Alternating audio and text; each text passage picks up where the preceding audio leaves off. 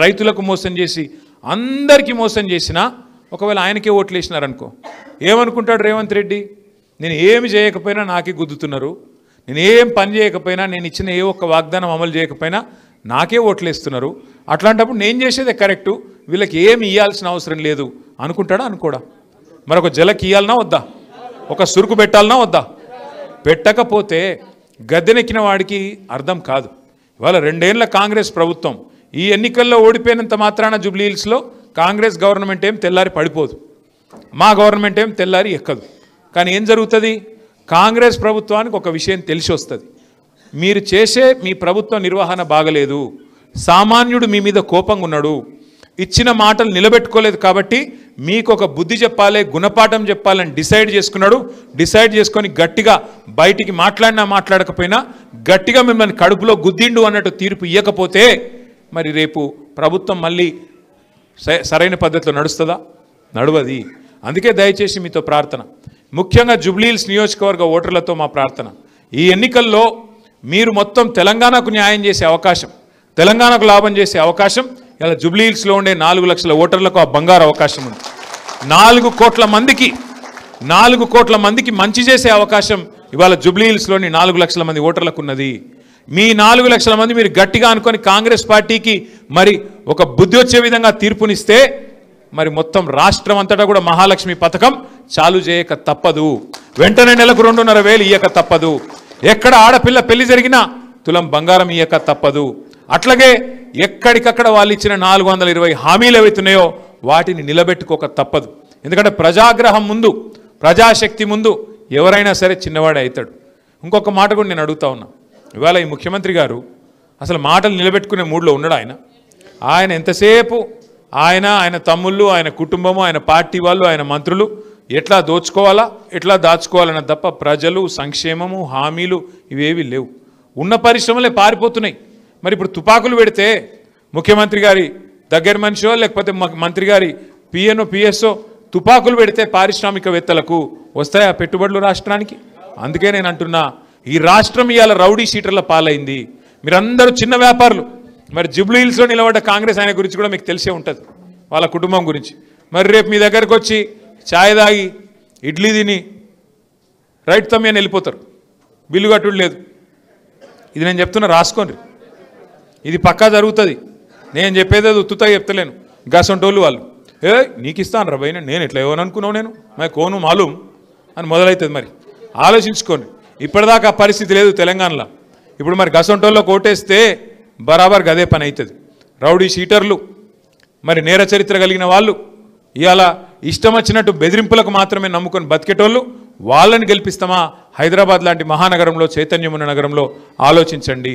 ఈ గూండాలను, హఫ్తా వసూలు చేసేటోళ్ళను ఎక్కడ పెట్టాలనో అక్కడ పెట్టకపోతే నష్టపోయేది మేము కాదు, మీరే నష్టపోతారనే మాట నేను గుర్తు చేస్తూ ఉన్నా. ఇవాళ జూబ్లీ హిల్స్లో జరుగుతున్న పోటీ ఏదైతుందో రెండే దీని మీద జరుగుతున్నది. కారు కావాలన్నా, బుల్డోజర్ కావాలన్నా ఆలోచించుకోండి. కారు కావాలంటే బీఆర్ఎస్ కోటేయాలి. ఇక మీ ఇంటికి బుల్డోజర్ రావాలంటే మాత్రం తెల్లారి మీరు కావాలంటే ఇక కాంగ్రెస్ పార్టీ కోటేసుకోవచ్చు, వాడు బుల్డోజర్ పంపుతాడు, తర్వాత మమ్మల్ని అనకూరి. ఎందుకంటే కత్తి ఒకనికిచ్చి యుద్ధం ఇంకోని చేయమంటే ఆడికెళ్ళి చేస్తాం? కత్తి వాడికిచ్చి యుద్ధం నువ్వు చేయరాబాయ్ అంటే మేమేం చేయాలి? కాబట్టి మరి కత్తి మాకు ఇవ్వండి, ఓటు మాకు ఇవ్వండి. కత్తి అంటే ఆయన నిజంగా కత్తి ఇచ్చారు, మేము గుండగాలం కాదు. ఓటు నేను చెప్పేది, కత్తి అంటే ఆయన కూడా నిజంగా తలవారు తీసుకొని వస్తే అదో బాధ. ఓటేసి మాకు శక్తిని ఇవ్వండి, ఇచ్చినట్టయితే మీకు ఇచ్చిన మాట నిలబెట్టుకునే అవకాశం ఉంటుంది. మీరు చెప్పారు అన్న మాకు ఈ జిఎస్టీ సమస్య ఉన్నది, మాకు ఇన్సూరెన్స్ సమస్య ఉన్నది, పోలీసుల వేధింపులు ఉన్నాయి, ఇవన్నిటికీ పరిష్కారం మా కుటుంబాలకు ఒక ధైర్యం దిక్సూచి మాకు ఒక సంక్షేమ బోర్డు ఏర్పాటు చేయమని చెప్పి తమ్ముడు అనిల్ చెప్తా ఉన్నాడు. నేను మీకు మాటిస్తా ఉన్నా, అసంఘటిత రంగంలో ఉండే కార్మికుల కోసం కేసీఆర్ గారు ఈరోజు కాదు, 2004లో ఆయన లేబర్ మినిస్టర్గా ఉన్నప్పుడు ఢిల్లీలో అప్పుడే అసంఘటిత రంగంలో ఉండే కార్మికులు అంటే సంఘటితం కాని వాళ్ళు, ఒక దగ్గరికి రాని వాళ్ళు, ఒక ముద్దకు రాని వాళ్ళు, వాళ్ళ కోసం కేసీఆర్ గారు ఆనాడు 2004లో అంటే 21 సంవత్సరాల కిందట అర్జున్ సేన్ గుప్తా అని ఒక పెద్ద ఎకానమిస్ట్, ఆయన నాయకత్వంలో ఒక కమిటీ వేసినారు. ఆ కమిటీలో మన ప్రొఫెసర్ జయశంకర్ గారు కూడా ఒక సభ్యుడిగా ఆనాడు 2004లోనే కేసీఆర్ గారు కార్మిక శాఖ మంత్రిగా ఆ కమిటీ వేసినారు. దురదృష్టం ఏంటంటే కేసీఆర్ గారు మరి ఢిల్లీకి పోయింది పదవి కోసమో ఇంకో దానికోసమో కాదు, తెలంగాణ కోసం. ఎప్పుడైతే కాంగ్రెస్ తెలంగాణ ఇయ్యదు అని తెలిపోయిందో ఆయన మంత్రి పదవి రాజీనామా చేసి బయటకు వచ్చేసిండు. ఆ అసంఘటిత రంగం కోసం వేసిన ఆ రిపోర్టు, ఆ బృందం ఎక్కడో పోయింది. ఆ తర్వాత మన చేతుల్లో లేకుండా పోయింది. లేకపోతే 20 ఏళ్ల కిందటనే ఇప్పుడు మీరు అడిగే విధంగా హోటల్ కార్మికులు కానీ, అసంఘటిత కార్మిక రంగంలో కార్మికులకు కానీ ఎప్పుడో కేసీఆర్ గారు 20 ఏళ్ల కిందట్లే న్యాయం చేసేటోడు. నేను మీకు మాటిస్తా ఉన్నా, పోయిన 10 ఏళ్లలో మరి మనం అనుకోకుండా ఈ విషయంలో ఒక నిర్ణయం తీసుకునే అవకాశం రాలేదు. తప్పకుండా నేను మీకు మాటిస్తున్నా, ఒకవేళ మనం మాటిచ్చిన తర్వాత ఈ గవర్నమెంట్ కనుక ముందుకొచ్చి ఏర్పాటు చేస్తే సంతోషం, వాళ్ళతో పని చేయిద్దాం. లేదంటే మీకు తెలుసు, నాకు తెలుసు, రేవంత్ రెడ్డికి కూడా తెలుసు, 2 ఏళ్లలో తిరిగి కేసీఆర్ గారి ప్రభుత్వం రాబోతున్నది. పక్కా వస్తుంది. పేదవాడి కడుపు కొట్టిన ఏ ప్రభుత్వం నిలవదు, పేదవాడిని గోసబుచ్చుకున్న ఏ ప్రభుత్వం నిలవదు, రైతుల కంట కన్నీళ్లు పెట్టించిన ఏ ప్రభుత్వం కూడా నిలవదు. అందుకే ఈ రాబందు ప్రభుత్వం పోతుంది, రైతు బంధు కేసీఆర్ గారి ప్రభుత్వం తప్పకుండా వస్తుంది. మీకు ఈ బోర్డు ఏర్పాటు చేసే బాధ్యత మేము తీసుకుంటామనే మాట నేను విజ్ఞప్తి చేస్తా ఉన్నా. తప్పకుండా మీతో ఒకటే ప్రార్థన, మరి మన గవర్నమెంట్ రావాలంటే మీరు గుర్తుపెట్టుకోండి, ఎప్పుడైనా క్రికెట్లో నెక్స్ట్ బాల్ ఆడాలి, నెక్స్ట్ ఓవరు, ఆ నెక్స్ట్ మ్యాచ్ తర్వాత ఆడాలి. ఇప్పుడు నెక్స్ట్ బాల్ ఏమున్నది మనకు?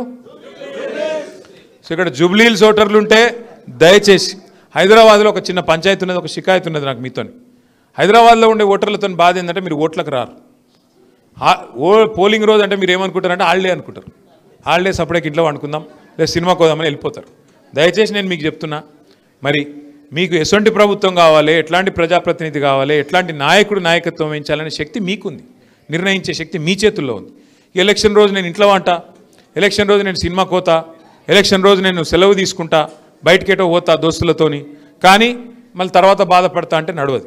మీరు దయచేసి 11 నవంబర్ నాడు జూబ్లీహిల్స్లో పోలింగ్కి రండి, ఓటింగ్కి రండి. తప్పకుండా కారు గుర్తు మీద ఓటేసి పెద్ద మెజారిటీతో మాగంటి సునీత గోపీనాథ్ గారిని గెలిపించండి. కేసీఆర్ గారి నాయకత్వాన్ని బలపరచండి. తిరిగి కేసీఆర్ గారు వస్తున్నారు అనే సందేశాన్ని 4 కోట్ల మంది ప్రజలకు ఇవ్వండి. 4 లక్షల మంది జూబ్లీహిల్స్ ఓటర్లకి 4 కోట్ల మందికి న్యాయం చేసే ఒక అద్భుతమైన అవకాశం దొరికింది. దాన్ని వినియోగించుకోండి. రాష్ట్రంలో ఉండే పేదలందరికీ లాభమయ్యే విధంగా కాంగ్రెస్ పార్టీకి గుణపాఠం చెప్పి కాంగ్రెస్ను సరైన పద్ధతుల్లో ప్రభుత్వాన్ని నడపాలని చెప్పి మీరు వాళ్ళకు సురుకు అంటియాలని చెప్పి కోరుతూ మళ్ళొక్కసారి ఈ కార్యక్రమాన్ని ఆర్గనైజ్ చేసిన మీకు ధన్యవాదాలు. ఈ ఒక్కరోజే కాదు మిమ్మల్ని కలిసేది, తర్వాత కూడా నేను రాంబాబు అన్నకు చెప్తాను, మీతో నిరంతరం కలుద్దాం. మళ్ళీ వచ్చేసారి పార్టీ మేనిఫెస్టోలో కూడా పెడదాం. తప్పకుండా మీకు న్యాయం చేసే బాధ్యత మాది అనే మాట కూడా చెప్తూ జై తెలంగాణ.